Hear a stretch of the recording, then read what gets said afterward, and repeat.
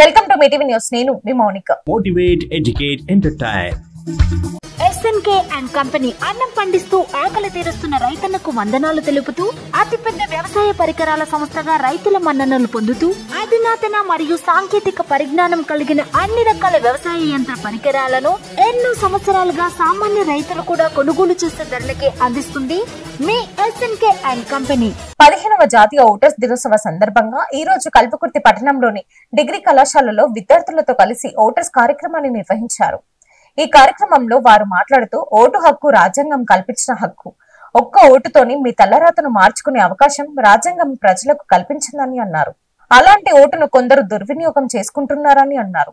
అనంతరం ర్యాలీ నిర్వహించారు. ఈ కార్యక్రమంలో ఆర్డీఓ శ్రీనివాస్, ఎంఆర్ఓ ఇబ్రహీం, అధికారులు, విద్యార్థులు తదితరులు పాల్గొన్నారు. అందరికీ నమస్కారం. ఈరోజు అంతర్జాతీయ ఓటర్ల దినోత్సవము. అందులో భాగంగా ఈరోజు మనకు కల్వకుర్తి పట్టణంలో కల్వకుర్తి కాన్స్టిట్యున్సీలో తహసీల్ ఆఫీస్ నుంచి మహబూబ్నగర్ చౌరస్తా వరకు పిల్లలతో ర్యాలీగా రావడం జరిగింది. ఈ ర్యాలీలో భాగంగా అందరితో కూడా ప్రతిజ్ఞ కూడా చేయడం జరిగింది.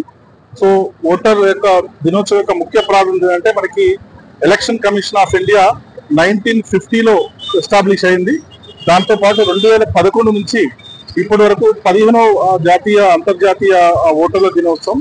దీంట్లో ముఖ్య ఉద్దేశం ఏంటంటే అర్హులైనటువంటి ఓటర్లు అందరూ కూడా ఓటు హక్కును వినియోగించుకోవాలి.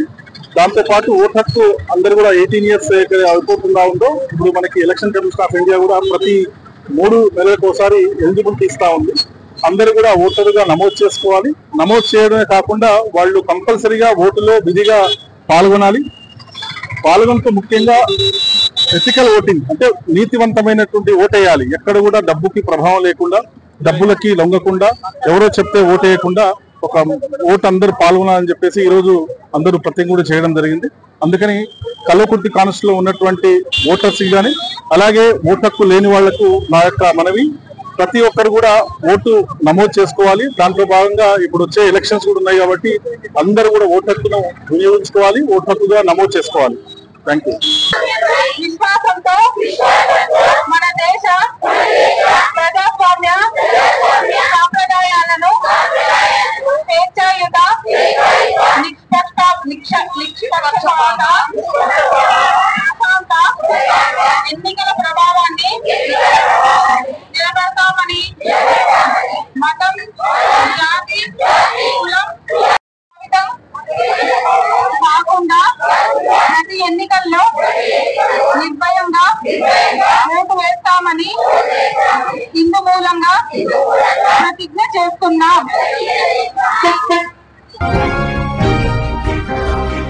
కల్వకుర్తి పట్టణంలోని ఆర్టీసీ బస్ డిపోలో 15వ జాతీయ ఓటర్స్ దినోత్సవాన్ని పురస్కరించుకొని కార్యక్రమం నిర్వహించారు. ఆర్టీసీ డిపో మేనేజర్ సుభాషిణి ఈ కార్యక్రమంలో ఆర్టీసీ డ్రైవర్లు, కండక్టర్లు, ఆర్టీసీ అధికారులు పాల్గొని అందరి చేత ప్రతిజ్ఞ చేయించుకున్నారు.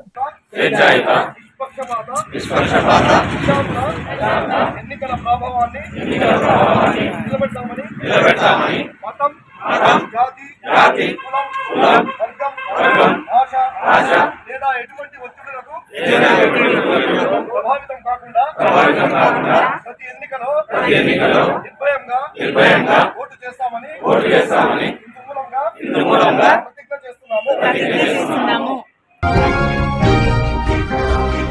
వికారాబాద్ మున్సిపల్లో 80 కోట్ల రూపాయలతో చేపడుతున్న పలు అభివృద్ధి పనులకు అసెంబ్లీ స్పీకర్ గడ్డం ప్రసాద్ కుమార్ చేవెళ్ల ఎంపీ కొండ విశ్వేశ్వర రెడ్డితో కలిసి శంకుస్థాపన పనులు చేశారు. ఈ కార్యక్రమంలో జిల్లా collector Prateek Jain, Vikarabad municipal chairman Manjula, Ramesh తో పాటు పలువురు ప్రజాప్రతినిధులు, అధికారులు పాల్గొన్నారు. TUFIDC పథకం ద్వారా మంజూరైన 66 కోట్ల 22 లక్షల రూపాయలతో వికారాబాద్ మున్సిపల్ పరిధిలోని పలు వార్డులలో సీసీ రోడ్ల నిర్మాణం మరియు వివిధ అభివృద్ధి పనులను శంకుస్థాపన చేశారు. 12 కోట్ల రూపాయల నిధులతో వికారాబాద్ పట్టణంలో మంచినీటి సరఫరా వ్యవస్థను మెరుగుపరచడం, పాత లైన్ల రిపేర్ తో పాటు పట్టణ జనాలకు త్రాగునీరుకు ఇబ్బంది లేకుండా నూతన పైప్ లైన్స్ నిర్మాణానికి చేపట్టడం జరుగుతుందని తెలిపారు. ఇది 12 కోట్లది. అండ్ 12 కోట్లలో ఇది కేంద్ర ప్రభుత్వము 2 విధానాలకు ఇస్తుంది. 5 కోట్లేమో అమృత్ స్కీమ్ కింద 5 కోట్ల 59 లక్షలు, మరి 15 ఫైనాన్స్ కమిషన్ నుంచి 5,36,00,000. మన యుఎల్బి అంటే మన మున్సిపాలిటీ నుంచి 82 లక్షలు. అండ్ ఇక్కడి నుంచి రాష్ట్రం నుంచి 23 లక్షలు. చాలా సంతోషం. ఇక్కడ అభివృద్ధి కేంద్రం ఎంతో చేస్తున్నది, కేంద్రం వల్లనే అవుతున్నది. ఈ ప్రాజెక్ట్ అయితే దాదాపు 95% పైసలు కేంద్రం నుంచి వచ్చినాయి. ఇది కేంద్రము రాష్ట్రము కలిసి పనిచేస్తే నిజంగానే ఎంతో అభివృద్ధి మనం చెందొచ్చు, అభివృద్ధికి ఎన్నో ప్రాజెక్ట్ చేయవచ్చు. ఎందుకంటే ప్రత్యేకంగా తెలంగాణకు కేంద్రం మద్దతు చాలా అవసరము. ఎందుకంటే ఇవాళనే పేపర్లో చూసిండ్రు ఏంటంటే నెలకు 6,500 కోట్లు జీతాలకు పోతాయి, 6,500 కోట్లు సిఏజీ రిపోర్ట్ మిత్తిలకు పోతాయి. అంటే పాత ఒకటి తీసుకున్న మిత్తి ఈ ప్రభుత్వం కడుతున్నది. అంటే దాదాపు 13,000 కోట్లు మిత్తి ఏడాది నెలకు కడుతుంది. అంటే ఏడాదికి ఎంత? దాదాపు 1,50,000 కోట్ల మిత్తి కడుతున్నది. 1,45,000 అనుకుంటా మిత్తి కడుతున్నది. ఇటువంటి పరిస్థితుల్లో కేంద్ర మద్దతు అవసరం. ఇదే ఉదాహరణ. ఈరోజు ఈ ప్రాజెక్టుకు 95% కేంద్రం నుంచి వచ్చింది. రాష్ట్రాన్ని దగ్గర పైసలు లేవు. 23 లక్షలు ఇచ్చింది కేంద్రం, కలిసి 11 కోట్లు ఇస్తే రాష్ట్రము 23 లక్షలు ఇచ్చింది.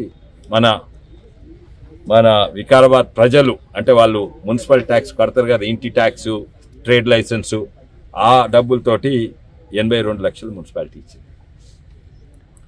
కలిసి పనిచేస్తే మంచిది, కానీ దుష్ప్రచారం చేస్తుడు తప్పు.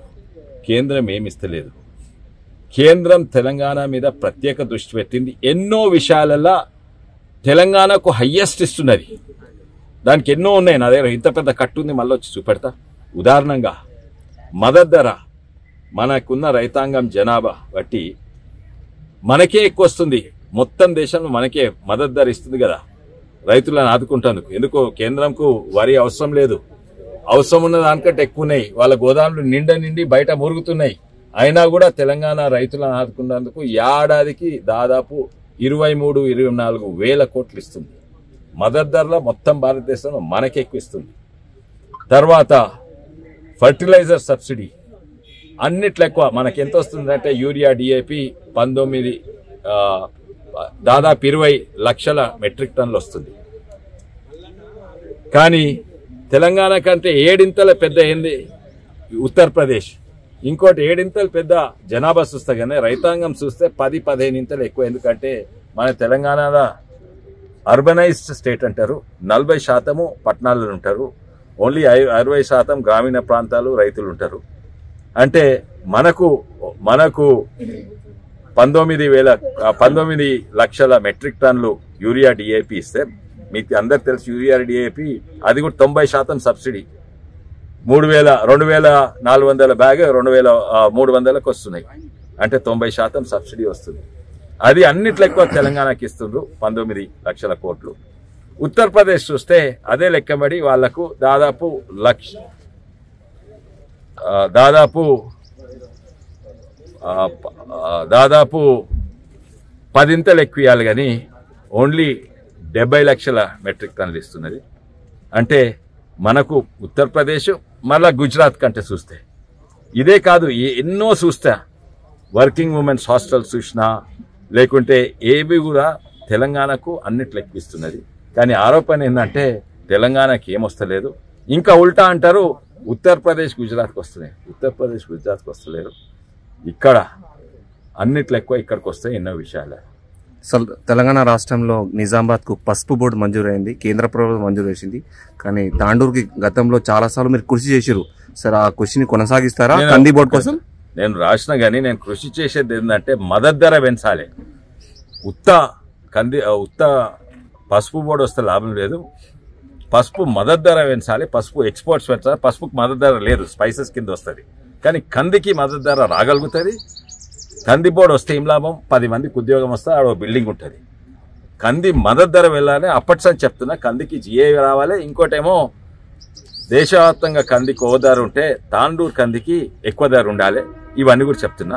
ఇది ఇంపార్టెంట్. దీంతో లాభం అవుతుంది. ఉత్త కంది బోర్డు పెడితే లాభం అంతేం కాదు.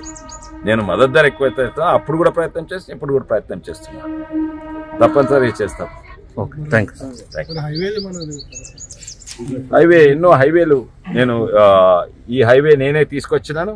నేనున్నప్పుడే వస్తుంది, మధ్యలో టీఆర్ఎస్ ప్రభుత్వం ఉన్నప్పుడు రియల్ ఎస్టేట్ దందాలకు ఎందుకో 5 ఏళ్ళు ఏం చేసేది. మేము అప్పుడు నేను ఎంపీగా ఉన్నప్పుడు మేము అప్పుడు జితేందర్ రెడ్డి గారు ఫ్లోర్ లీడర్ ఉండే అప్పుడు మేము 16-17 హైవేలు తీసుకొచ్చినాం తెలంగాణకు, అన్నిట్లో ఎక్కువ. అది కూడా హైవేలు కూడా అన్నిట్లో ఎక్కువ ఇక్కడ, చిన్న రాష్ట్రానికి అన్నిట్లో ఎక్కువ హైవేలు ఇక్కడ. అన్నీ అయిపోయినాయి ఇది తప్ప, ఎందుకంటే ఇదన్నీ రియల్ ఎస్టేట్లు ఇది అది అన్ని ఇచ్చేవరకు సార్ మీ హయాంలో కంప్లీట్ అవుతుంది అని చెప్పి అయితే నా హయాంలో నేను తీసుకొచ్చిన నా హయాంలో కంప్లీట్ అవుతుంది. ఇప్పుడు అది కోర్టులో కేసు ఉంది, రిజర్వ్ ఫర్ జడ్జ్మెంట్ ఉన్నది. అయితే అది నా హయాంలో తప్పనిసరి అయిపోతుంది. ఇదే కాక వేరే కూడా ఇక్కడ నుంచి తాండూరు కూడా అది కూడా అప్రూవ్ అవుతున్నది. తర్వాత ఇవే కాక ఇంకా అదేది 2-3 అదర్ హైవేలు ఇక్కడ మన కొడంగల్ నుంచి తాండూరు నుంచి బాంబే హైవే అది కూడా అప్రూవ్ అవుతున్నది. సో ఎన్నో అప్లై చేసినాము. అదే కాక కేంద్రం నుంచి వచ్చేటివి హైవేలు వస్తాయి, సెంట్రల్ రోడ్ ఫండ్స్ వస్తాయి, తర్వాత ప్రధాన మంత్రి గ్రామ సడక్ యోజన వస్తుంది. అన్నిట్లో కూడా ప్రయత్నం చేస్తున్నాం. మన కల్వకుర్తి మున్సిపాలిటీ కార్యాలయంలో సాధారణ సమావేశం నిర్వహించారు. ఈ కార్యక్రమానికి ముఖ్య అతిథులుగా MLA Kasireddy Narayana Reddy, municipal commissioner Shaik Mohammed, municipal chairman Edma Satyam పాల్గొన్నారు. కల్వకుర్తి అన్ని వార్డు మెంబర్స్ ఈ కార్యక్రమంలో పాల్గొని పలు అభివృద్ధి కార్యక్రమాల మీద సమీక్ష సమావేశం నిర్వహించారు.